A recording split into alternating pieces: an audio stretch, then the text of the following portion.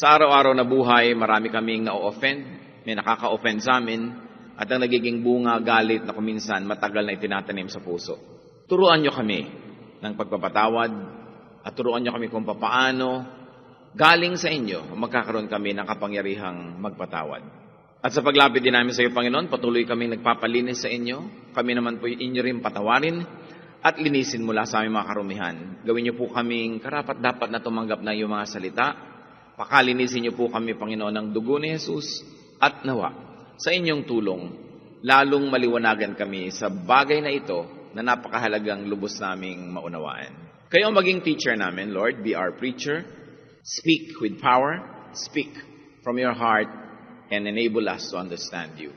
We reject lies and falsehood, and we seek protection under the name of Jesus against the malicious works of evil men and evil spirits. And we ask you, Lord, comfort us, heal our bodies, strengthen us, make us your students. We like to learn from you. In the name of Jesus, your Son, our Lord, we pray. What are some of the major reasons to forgive? Ano nga ba mga pangunahing dahilan para tayo ay magpatawad? First of all, forgiving is commanded by God. Utos siya ng Diyos na magpatawad tayo. Luke 6:37, forgive and you will be forgiven. At napakarami pang ibang mga verses na nagsasabi ng ganyang uri ng utos. This alone is enough reason to forgive.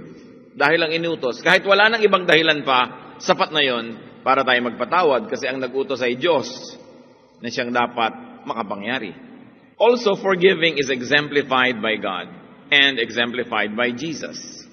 Ang Panginoong Ama sa langit, ang Panginoong Jesus na nagsakatawang tao sa lupa, pareho na isinakatawan nila yung buong konsepto, diwa ng pagpapatawad. Hanggang sa sukdulan ang Panginoon na ipinapako sa krus, ay inihihingi pa niya ng patawad sa Ama yung mga nagpapako sa Kanya. The examples of God, the examples of the Lord Jesus, these examples alone excuse no one from not forgiving.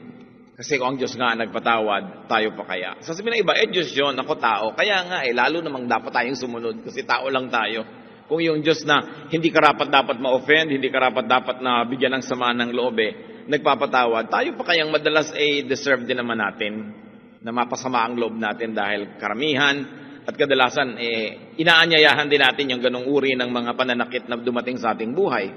Another reason to forgive is because forgiving reflects God's character. Tayo pong mga anak ng Diyos, mga mananampalataya, ay parang mga salamin, para mga hiyas o mga makikinang na mga bato na wala tayong sariling ningning, inire-reflect lang natin ang liwanag at yun ay ang liwanag ng Diyos. Kung may ilaw, ang salamin may inire-reflect. Nasa uri ng salamin kung gaano siya kaganda mag-reflect. Ganon din ang mga alahas at mga batong mga mahal, kaya nagiging mahal sa kanyang kakayahan na mag-reflect ng liwanag. At ganon din ang Kristiyano. Yung hindi nakakakita sa Diyos, dun sa kislap ng Diyos na inire-reflect natin, nakikita nila ang Diyos through us. So we reflect God's glory, and when we forgive, we reflect that very glorious character of God Himself. 1 John 2:6, whoever claims to live in Him must walk as Jesus did. And Jesus preached the powerful ministry of forgiveness. God's people are forgivers. Yun ang pinagkaiba sa karaniwang mga nilalang. Most people are offenders, and while some believers may still be offensive, nevertheless, one of the great traits of the people of God is that we are forgivers. Siyempre, kung sino yung master, ganun yung servant. Kung sino yung teacher, ganun yung student. And we are to be forgivers. Also, forgiving sets free. Forgiving sets the offender free. Napapalaya natin yung taong gapos ng ating galit. Kaya napakasarap magpalaya kung gusto rin naman nating tayo ay mapalaya ng Diyos. Mark 11:25, and when you stand praying, if you hold anything against anyone, forgive him, because it also sets the offended free from condemnation. Pag nagpapatawad tayo, lumalaya yung ating pinapatawad at tayo rin ay lumalaya para mapatawad ng Ama. Ang kabutihan na ginagawa natin sa pinapatawad natin, hindi lang siya ang nagkakaroon ng benepisyo, lalong-lalo na tayo na nagpapatawad. Mark 11:25, forgive so that your Father in heaven may forgive your sins. Hindi na ito bago. Alam na nating lahat ito, pero kadalasan nakakalimutan nating sundin. Forgiving also sets the offended free from ill feelings. Mahirap yung may daladalang galit. Mahirap yung may dalang sama ng loob, hinanakit, tampo. Pero pag nagpapatawad tayo, nawawala yon, nabubura, tayo ang unang-unang nakikinabang sa ating pagpapatawad. Sapagkat habang tayo nagkikimkim ng galit, lalo ko ito'y puot o pagkamuhi, sumasama ang ating ugali. Humihirap ang ating pakiramdam, tayo ang tunay na napipinsala. And very importantly, we should appreciate that forgiving earns forgiveness. Kung gaano kakabuti sa pinapatawad mo nagkamali sa iyo, gano'n nagiging mabuti ang Diyos sa atin na nagkakamali din. Kaya ang sabi sa Luke 6:38, give, and it will be given to you. Kung anong binibigay mo, yun din ang babalik sa iyo. Matthew 6:14-15, for if you forgive men when they sin against you, your heavenly Father will also forgive you. But if you do not forgive men their sins, your Father will not forgive your sins. Ang pinakamabisa, pinakamatuwid, at pinakamadaling paraan para tayo mapatawad ng Diyos, magpatawad tayo sa ating kapwa. Non-forgiveness equates with self-condemnation. Because when you do not forgive, you never receive forgiveness from God. Also, forgiving enables people to repair, to restore, to reinvent broken relationships. Dahil ang tao ay likas na may kasamaan ng ugali, dahil ang tao ay may likas na kasamaan ng tabas ng bibig, dahil ang tao ay mayroong likas na pagiging makasarili, mayabang, mapangapi, mahilig manakit, natural lang na asahan na sa pamilya, sa mga mag-partner, mag-asawa o magkaibigan, sa mga mag-anak, sa mga kumpanya, laging magkakaroon ng hidwaan at gulo. Laging magkakaroon ng kompetisyon, laging magkakaroon ng kasakitan ng loob. So, sino lang na mga pamilya, sinong magkakaibigan at magkakasama ang mananatili na magkakasama yung mga marunong magpatawad sa isa't isa? Forgiveness is a bond that ties people together. It is not perfection. When two or more people continue to be together for a long time, it's not because each of them is perfect. It is only because those that are getting offended forgive. Kaya nananatili ang mga samahan, hindi dahil walang nagagawang mali sa kapwa yung mga miyembro ng samahan na yon. Nananatili lang sila magkakasama kasi yung mga nasasaktan, nagpapatawad. At lagi nating binabanggit yan, yung mga hindi nagtatagal magkasama kasi hindi nagpatawaran. Kaya pagka nakakita tayo ng mga wedding anniversary, 25th wedding anniversary, 50th wedding anniversary, meron pa 75th wedding anniversary. Siguro nagpakasal sila 3 years old. So umabot talaga ng 75th wedding anniversary. Hindi mo iisipin, perfect siguro yung mister, perfect yung misis, nagtagal sila. Hindi, kasi walang perfect eh. Iniisip mo, ang tiyaga nitong misis na ito, kaya nagtagal sila. Ang tiyaga ng mister na ito, kaya sila nagkatagalan. So you congratulate each of them not for being personally perfect, but for being forgiving to the other. Nagtatagal tuloy. At alam natin ang lahat ng naghiwalay, hindi kasi nagpatawaran, naghiwalay na lang. Forgiveness prevents separation. It also prevents aloneness.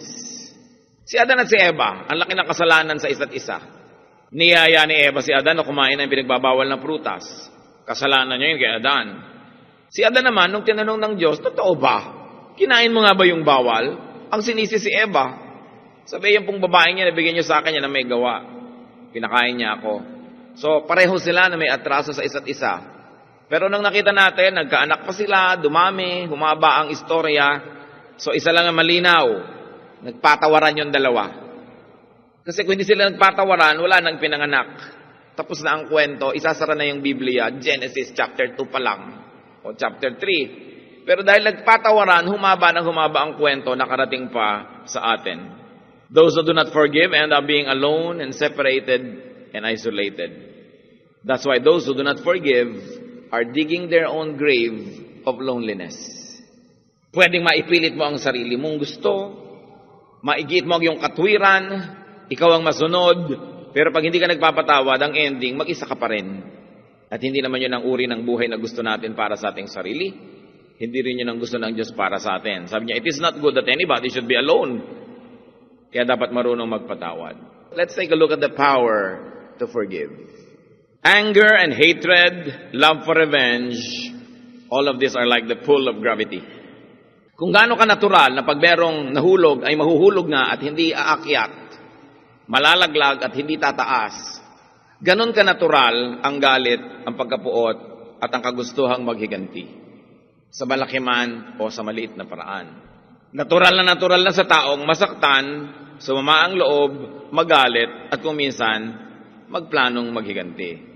Kung gaano katotoo na tumataas ang tubig pag high tide, gano'n na rin katotoo ang mga ganitong katotohanan ng buhay. Sumama ang tao na natural na lang ngayon na masasabi, pag nagagalit ka, natural, magagalit ako. Hindi yan ang dating natural. Pero yun na ang naging natural dahil sa pagkakapilipit ng katwiran ng tao. Genesis 6:5, the Lord saw how great man's wickedness on the earth had become, and that every inclination of the thoughts of his heart was only evil all the time. Genesis 6 pa lang, lumungkot na ang Diyos sa sinapit ng tao na puro kasamaan, puro pagiging makasarili ang inaatupag. Kaya naging likas na yung magalit. The usual, the natural, the weak get angry and do not forgive. It takes so much resolve, so much energy and power to be able to forgive. Every act of forgiving is a triumph of our godly side. Tuwing nagpapatawad tayo, nananaig, nagtatagumpay yung Espiritu ng Diyos na nakatira sa atin. Tuwing hindi tayo nagpapatawad, nananaig yung Espiritu ng kasamaan na sumiksik na rin at tumira na rin sa ating puso. Sino ang tunay na makapangyarihan? Hindi yung nagagalit, hindi yung nakakapagbulalas ng galit, at hindi yung kayang magalit sa paraang gusto niyang ipahayag ang galit niya. Ang tunay na makapangyarihan, yung nakakapagpatawad. Mas mahirap gawin yun. Mas banal, mas godly yung magpatawad. Kaya ang kailangan natin para makapagpatawad, malampasan yung natural, to defy the forces of gravity, to defy what you now call is the human nature, and to empower the spark of the divine in each of us. How to be empowered to forgive? How do we get empowered to forgive? Paano nga ba mapapalakas ang sarili para magkaroon ng kapangyarihang magpatawad? Unang-una, be less proud. Ibaba ang amor propyong sobrang taas. Bawasan ang yabang. Bawasan ang sobrang pagpapahalaga sa sarili. If you want to be forgiving, you have to take yourself less seriously. Romans 12:3, do not think of yourself more highly than you ought, but rather, think of yourself with sober judgment. Sabi, huwag mong isipin na kitaas-taas mo, kundi kilalanin mo ang sarili mo, tulad ng pagkilala ng isang taong hindi lasing, isang taong malinaw ang pag-iisip. Bakit? Sapagkat kung malinaw ang pag-iisip natin at pagkilala sa sarili, aaminin natin na hindi naman talaga ganoon tayo ka-special para lagi na lamang na magdamdam pagka hindi ka agad na-estima. Malalaman mo na hindi ka naman talaga ganoon kakalang-kalang para huwag ka nagagalit agad pagka kulang ang paggalang na ibinigay sa iyo ng sino man. Malalaman mo na hindi ka naman talaga ganoon kataas para hindi ka magalit pag ang lahat ng tao hindi nangangayo papa sa iyong paanan. Most offenses come from injured pride. Kaya tayo madaling magalit kasi mayabang tayo. Hindi naging polite sa'yo, galit ka agad. Ang bagal ng paglilingkod sa'yo, galit ka agad. Kasi dapat pag pinagsisiluyan ka, mabilis. Pag may hinihingi ka at hindi na ibigay ng buo, galit ka kasi dapat pag ikaw humingi, buo. Ang lahat halos ng galit natin sa ating kapwa nagmumula sa sobrang taas ng pagtingin sa sarili. Most offenses come from bruised ego. The less pride, the more power to forgive. And not only that, the less pride, the more power not to take offense at all. Kung hindi ka na-offend, ba't ka naman magagalit? Very important in being powerful is to be humble. Ephesians 4:2, be completely humble and gentle. And if you already are humble, then be humbler. Room for improvement. is the biggest room in the world. Be less sensitive. Huwag masyadong manipis. Huwag masyadong maramdamin. Huwag laging ini-imagine na ikay pinaparinggan, pinaparonggitan, sinasaktan, sinuusig, sinusurot. Huwag masyadong maramdamin. Bakit nakakagalit ang magkakapatid? Mararamdamin. Bakit nakikikim ng sama ng loob? Nagdaramdam. Bakit hindi sinasabi? Maraming mga galit tayo, hindi naman natin sinasabi Alam niyo kung bakit hindi natin sinasabi? Alam din naman natin na hindi tayo talaga dapat magalit Pero nagagalit tayo. Kaya nakakahiyaring aminin na nagagalit ka. Nakakahiyaring aminin nagtatampo ka kasi yun lang nagtampo ka na. Kaya dinadaan mo na lang sa hindi pagkibo. At hindi naman napansin na hindi ka kumikibo. Lalo ka ngayon nagtampo. Dahil nagtatampo ka na nga dito, hindi ka pa napapansin. So dadagdagan mo ng konting dabog para mapansin ka, konting laglag ng mga baso dyan, hampas ng mga pinto. Hindi ka pa rin napapansin, lalo ka ngayon magagalit. Kasi ang mga tao sa pagiging makasarili, laging sinasabing, listen to me, look at me, pansinin mo ako. Babalik na naman yan sa pride. Yang sobrang maramdamin, ang totoo niyan ay sobrang mataas ang pagtingin sa sarili. Kaya napakadaling masaktan ang nipis ng balat. Dagdagan ng mga kalyo. At nang sa ganon, hindi tayo laging nagdaramdam. Ecclesiastes 7:9, do not be quickly provoked in your spirit, for anger resides in the lap of fools. Mga hangalangang madaling magalit. Sabi, huwag kayong masyadong nagpapadala sa simbuyo ng inyong damdamin. Nadali-dali na lang kayong sumasabog na parang bulkan. Bulkan man, nagpapahimakas at nagpaparamdam bago sumabog. Kaya nalalaman ng mga volcanologists na sasabog ang mayon kasi nagpaparamdam. Pero may mga taong bigla na lang sumasabog pagka na-offend. You want to have the power to forgive, train yourself to be more tolerant and to be more serene. Mas tahimik, mas payapa, hindi dali-daling naliligalig. James 1:19, everyone should be slow to become angry. How else can we be less sensitive? Prepare to be hurt, to be offended. Prepare to be neglected and wronged by people you care about. Pag kami mga ikinakasal, nagpapalitan ng singsing, nagsishare ng belo, nagsusubuan ng cake, kasama mo ring tatanggapin, darating ang panahon, may gagawin ito na nasasaktan ako. May gagawin ito na ma-offend ako. Mapapabayaan niya ako sa mga panahong gustong-gusto kong huwag niya akong pabayaan. Magkakamali siya. Pag yan, sa simula pa lang ng kasalan, tinanggap mo na, handa kang suungin yon at harapin yon at tanggapin yon, ang tibay ng inyong pagsasama. Dahil mangyayari yon Hindi kasi perfect ang pinapakasalan. Kahit sa anak, ang taas-taas po minsan ng expectation ng magulang, pero madalas sa mga anak, kinakapos. Ang mga anak din, may inaasahan na dapat ginagawa ng magulang, pero madaming magulang kapos. Kaya kung tayo, hinahanda natin ang sarili na mabigo, masaktan, mapabayaan, makalimutan paminsan-minsan, magawa ng mali, at nakalaan na ang ating pagpapatawad, hindi pa man yun dumarating, madali na nailabas yung patawad na yon kung talagang dumating na yung panahong dapat umiral yun. Don't go into any relationship with too much expectation. Nakita niyo nakalagay sa Bible, for He remembers, God remembers that we are dust. And so you should also remember that about your husband or wife, or your father or mother, or son or daughter, or friend.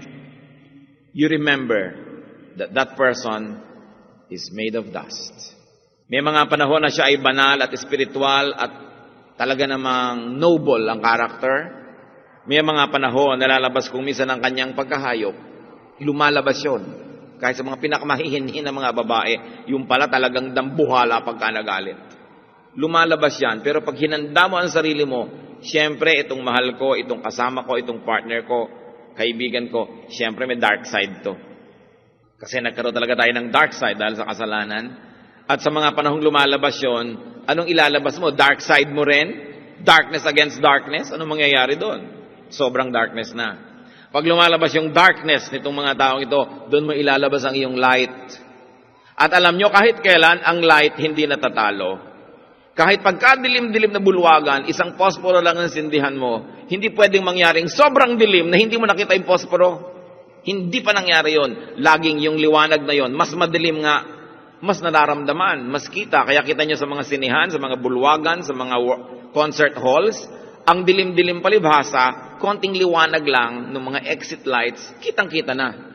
Kaya kahit kailan, yung dilim ng inyong mga mahal sa buhay, hindi mapagwawagian yung liwanag nyo kung yung liwanag nyo ang inyong ilalabas. Nagwawagi lang ang dilim pag ginantihan mo ng dilim din. At hindi yun ay tinuturo sa atin ng Panginoong Hesus.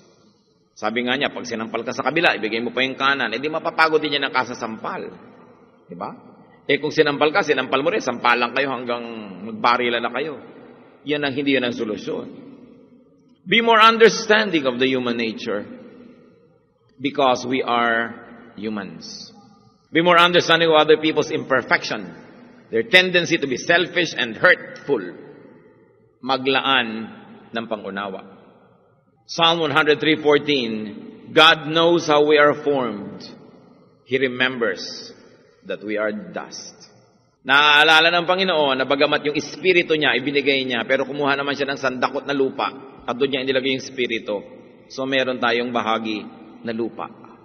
At mangingiral at lalabas yun kahit man lang paminsan-minsan yung pagkalupa ng tao. Ang nagkakatagalan yung nagtatanggapan na oo, may espiritu ka ng Diyos pero may lupa ka rin. Pakyaw, tatanggapin ko yan. Hindi pilian, spirit lang ang tatanggapin ko. Hindi pwede yun. At sinasabi sa Biblia, 2 Timothy 3:2, there will come a time when people will be lovers of themselves. James 3:6, the tongue is a world of evil among the parts of the body. It corrupts the whole person. So expect tongues to hurt you. And when you are hurt by tongues, you say, oh, yan yung sinasabi ng James 3:6. Alam ko na kung sa ko ilalagay na kahon yan. Dito yan. James 3:6 yan. I expect it. Gagawa ako ng mabuti, siguradong may mamimintas. Gagawa ako ng tama, siguradong may katsang-katsang yung iba dyan. Yan sa James 3:6 department. Hindi ko na inaasahan na lahat ng tao matutuwa. Pupurihin ako ng lahat ng tao, imposible yun. Merong magkikriticize, o ilalagay ko siya sa James 3:6 box. Then you know where to place it. You know how to contain it. It will not contain you. And very importantly, when we try to understand people, is put yourself in the other person's point of view. Kung may 10 tao sa isang kwarto, 10 din ang points of view. Hindi mo pwedeng tingnan ng isang bagay, may 10 titingin, pare-pareho sila ng nakikita.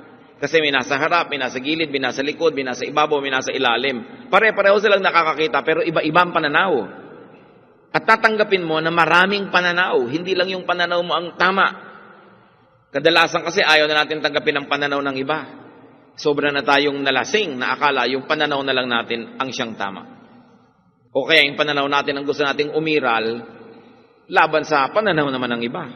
Philippians 2:4-7. Each of you should look not only to your own interests, but also to the interests of others. Your attitude should be the same as that of Christ Jesus, who made himself nothing, taking the very nature of a servant, being made in human likeness. Para tayo unawain, mahalin, tanggapin ng Diyos, si Jesus naging tao, naging tulad natin. Tiningnan niya ang buong mundo sa pananaw ng tao. Kaya naging mapagpatawad, maibigin. Tumatanggap siya maging ng mga reject ng lipunan. Kasi siya man, nalaman niya maging reject. Nalaman niya kung paano siya itanggihan, baliwalain, saktan. At dinanas niya ang lahat ng uri ng tukso. Kaya naman siya nakakaunawa sa mga dumaranas sa tukso. Kahit yung dumaranas ay nahuhulog at nadadapa. Minamahal pa rin niya. So, kung meron kayong mga kapatid na kakilala, mahal sa buhay, kamag-anak, kaibigan, na lagi kayo nagtatalo, subukan nyo kahit minsan lang, tingnan ninyo ang buong issue mula sa kanyang punto de vista. Subukan yung unawain ang lahat ng issue mula sa kanyang utak, mula sa korte ng utak niya, mula sa kanyang pinanggagalingan, mula sa kanyang edukasyon o kawalan nito, mula sa kanyang kamangmangan o katalinuhan, at magkakaroon kayo ng pangunawa. At pag nagkaroon na ng pangunawa, simula na yon ang pagpapatawad. How do we put ourselves in a position of being forgivers? expect less. Huwag masyadong mataas ang expectation. Ang Diyos nga, gusto ng Diyos, wala tayong kasalanan, pero naglaan din siya ng lugar para sa magkakasala. 1 John 1:9, if we confess our sins, He is faithful and just and will forgive us our sins and purify us from all unrighteousness. Sinasabi ng Diyos, gusto ko kayo malinis, walang kasalanan, walang bahid, dalisay, perfect. Pero kung sakaling kulangin kayo, ipagtapat nyo, ihingi nyo ng tawad, at kayo lilinisin. Magiging malinis kayo, hindi dahil talagang kayo malinis, kundi lilinisin kayo dahil kayo pinatawad. Mataas ang inaasahan ng Diyos, pero saan ka man lumaglag, aabutin ka niya doon para itaas ka. Ang magtataas na, hindi yung righteousness mo, yung kanya ng grace, kindness, and mercy. Nakita nyo yan, ang taas ng inaasahan ng Diyos, pero handa at laang magpatawad kung hindi natin maabot. Sinasabi sa Biblia, wala dapat nagkakasala. Pero 1 John 2:1, if anybody does sin, we have one who speaks to the Father in our defense, Jesus Christ, the righteous one. So, wala dapat nagkakasala. Pero pag may nagkasala, huwag niyo limutin. Meron tayong padrino sa langit. Meron tayong abogado na tayo ipinagtatanggol sa Ama. At yun si Jesus na dumanas ng lahat ng hirap at lahat ng tukso. How else do we get empowered to forgive? Know, understand, and realize your own situation. Your own imperfection. Your own offenses against God. And you will be enlightened to be forgiving. Hindi lang naman tayo nagpapatawad dahil bulag tayo sa mga sarili nating pangangailangan na mapatawad din. Hindi lang tayo nagpapatawad dahil bulag tayo sa ating mga kakulangan at mga kasalanan. Isaiah 6:5, I am a man of unclean lips. Sinabi ng propeta. At si Pablo sa Romans 7:24, what a wretched man I am. At sinabi rin niya sa 1 Timothy 1:15, Christ Jesus came into the world to save sinners, of which I am the worst. Pagkilala natin ang ating sarili, natutulungan tayong unawain ng kapwa natin kasi pare-pareho lang naman tayo eh. Luke 6:41, why do you look at the speck of sawdust in your brother's eye and pay no attention to the plank in your own eye? Baka nga naman kitang-kita mo ang kamalian ng iba, yung kamalian mo, bulag ka. Kailangan unahin mong tingnan ang sarili mong kamalian bago mo sikaping ituwid ang kamalian ng iba. Sabi sa Romans 3:10, there is no one righteous, not even one. Pagka ganon, hindi para konsintihin natin ang sarili natin na magkamali. Yun ay para may paghugutan tayo ng pangunawa sa mga magkakamali laban sa atin. How else do we get empowered to forgive? Do not judge. Matthew 7:1, do not judge, or you too will be judged. Bakit po hindi tayo dapat hukom? Kasi ang hukom, lagi na lang na naghahatol. Ang hukom, nagbibigay ng sentensya. Ang hukom, naghahatol ng kaparusahan. So pag tayo naging hukom, laging gusto nating magparusa. Laging gusto nating magbigay ng hatol. It is the judge, it is the judgmental spirit in us that always cry for sanction, for punishment, and for vengeance. So do not be a judge. Be like Christ. And who was Christ? Who is Christ? He is our advocate.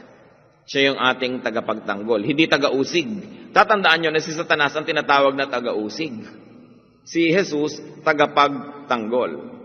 So kung hindi tayo judgmental, mas madali na magpatawad kasi hindi natin kailangan magpataw ng parusa. At kakambal nito, you want to be able to forgive, do not always preach. What do we mean? Marami pong mga tao, ipinagkakait ang pagpapatawad because they try to preach. We sacrifice people in order to drive home a point or a lesson. Halimbawa, isang pamilya, isang anak nilang dalaga ang biglang naging unwed mother. Ano ang marapat na gawin ng magulang tulad ng ginagawa ng magulang natin sa langit?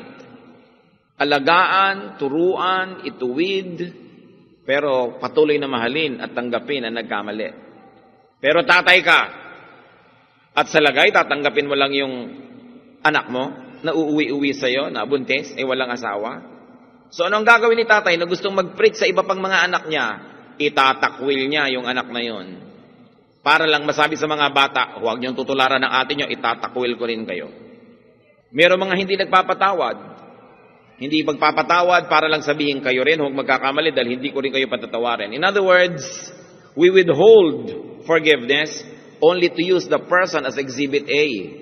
Para lang illustration, para magturo tayo sa ibang mga tao. Pero remember, this person na nagkamali is a person. Hindi siya pwedeng isacrifice para lang magturo ka ng lesson. Kasi yung mga ibang anak mo, ibang nakikakita ng pagkakamali na yon, may sariling isip yan para malaman nilang may disadvantages ang pagkakamali. Pero kadalasan, nagtatakwil tayo, labag man sa loob natin, gusto mong mahalin, dahil ano na lang ang sasabihin ng iba. Because we try to make an impression. Pinapakita natin na tayo ay mga mahigpit at mga banal. Kaya may mga pastor na ayaw magkasal ng member na buntis. Kasi sabihin, at sa lagay, hindi ako stricto, papayagan ko na lang ang lahat ng yung mga bagay na yan. In other words, by rejecting one person and by refusing to forgive, you're actually trying to deliver a message to another set of audience. And the person that needs the forgiveness just becomes a sacrificial lamb as an illustration of your outstanding morality. Pero ganun ba dapat ang paninindigan ng mga magulang? Lagi na lang nagtuturo, lagi nagko-condemn. Nanonood ka ng TV, may nakita kang isang karakter na ayaw mo ng ganong karakter, condemn mo yun kasi kasama mo yung mga anak mo o mga pinsan mong nanonood, actually sila yung dinidiscourage mo. This becomes very, very manipulative. James 3:1, not many of you should presume to be teachers, my brothers, because you know that he who teach will be judged more strictly. We who teach will be judged more strictly. So do not manipulate or control people through non-forgiveness. Maraming ganung magulang tinitikis yung anak na nagkamali para lang i-discourage yung mga iba na sundan yung ganung yapak. Pero paano yung tinikis mo? Forever nang lost? Do not control people through vindictiveness. Mga misis, pag hindi nyo nagustuhan yung ginawa ng inyong asawa, hindi na ibigay ang inyong gusto, maninimangot ka, outside the kulambusan ng ilang araw hanggang manghinan at sumukot, ibigay ang gusto mo. Because even non-forgiveness and even tampo could be a manipulative tool just to dominate the other person. So you punish people so that they will avoid the same punishment and give you what you want. This is no place in Christian love. And this is no place in people whose God is our God who forgives. Those who forgive, let God live in them, work and love through them, and make God forgive them too. So be empowered and victorious. Reflect God's light. Forgive.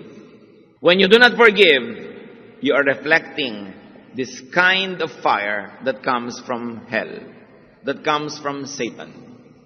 Sapagkat ang pagpapatawad ay sa Diyos, ang pagkondena ay galing kay Satanas. Ang tanong, what offenses against you should you learn to forgive? Kuminsan may mga offenses na lagi na lang na ibinabato sa atin ng tao. Mayroon siguro tayong asal, ugali, pamamaraan na lagi tayong napupuna at ikinakasama natin lagi ng loob. Baka dapat sanayin mo na ang sarili mo na mapupuna ka talaga dyan. At kung hindi mo kayang baguhin yung pinupuna para walang mapuna, baguhin mo malang yung attitude mo na huwag ka na masaktan. Kasi talaga namang hinihingi ng kilos mo at asal mo at buhay mo na mapuna ka. Sino bang may kasalanan? Yung nakakapuna o yung napupuna? Kasi meron ka naman talagang dapat punahin. So ipinagtatampo mo pa, nagagalit yung mga tao pagka sinasabi, ano ka ba kung kumilos ka para kang makulaw? Talaga namang lahat ng hawakan mong baso nababasag. Lahat ng hawakan mong pinto natatanggal yung hawakan, tapos magagalit ka pa na tinatawag kang bakulaw. Dapat ka nga palang tawagin nun. So siguro, baguhin mo yung kilos mo o tanggapin mo na pag tinatawag kang gano'n dahil yun ang katotohanan. Huwag ka nang lagi nagtatampo. Kasi kadalasan mga kapatid, yung ipinagtatampo natin mula nung grade 5 pa tayo hanggang naging 70 ka na lang, yung pa rin ang pinagtatampo mo. Kasi ibig sabihin, meron kang kilos at gawa na humihingi ng ganun puna mula sa ibang tao. So tanggapin o kaya palitan ang ginagawa natin.